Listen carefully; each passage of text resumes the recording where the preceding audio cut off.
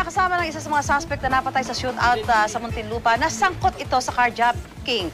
Ang suspect lalo pang nadiin ng positibo itong kilalanin ng isa nilang naging biktima sa pamamagitan ng isang litrato. May live report si JP Soriano. JP? Susan, positibong kinilala ng kanyang kinakasama ang pinaghihinalaang leader ng carnapping group na si Arnel Canque. Susan, aminado rin siyang alam niyang sangkot ito sa carjacking. Kinilala naman ng isang may bahay ang isa pa sa mga napatay sa shootout na si Charles Flores. Ayon sa Muntinlupa Police, Susan, dati nang nakulong si Canque dahil sa pang-hold up ng bangko noong 2003. Bumuo rin daw ng grupo si Canque at ng hold up at nag-carjack sa iba't ibang lugar sa Maynila at Quezon City. Mula Agosto hanggang ngayong buwan, Susan, di bababa sa 7 kaso ng carjacking ng mga sedan at SUVs na naiulat sa Quezon City at sa Maynila. Isa raw sa mga nakarnap ni Canque ay ang kotse ng call center agent na itatago natin sa pangalang Rose.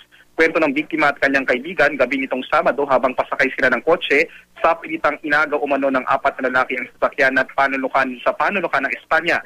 Tinutukan daw sila ng baril ng isa sa mga lalaki saka sila pinasakay ng kotse.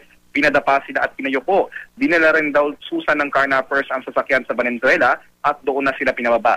Takot at takot pa rin si Rose na minolesta rin daw umano ng carjack ng kanyang sasakyan. Kilala ni Rose sa pamamagitan ng litrato na si Canque ay kasama ng carjack sa kanyang kotse.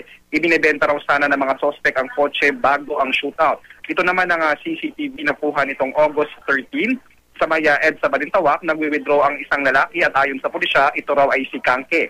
Katatapos lang daw ng mang-carjack ng isa pang kotse mula sa isang babae.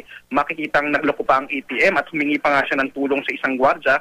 At ayon sa Muntinlupa Police, tiyak silang nabawasan ng mga criminal elements dahil sa nangyaring shootout kanina.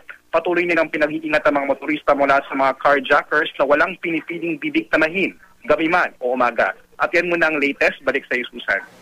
Maraming salamat, JP Soriano.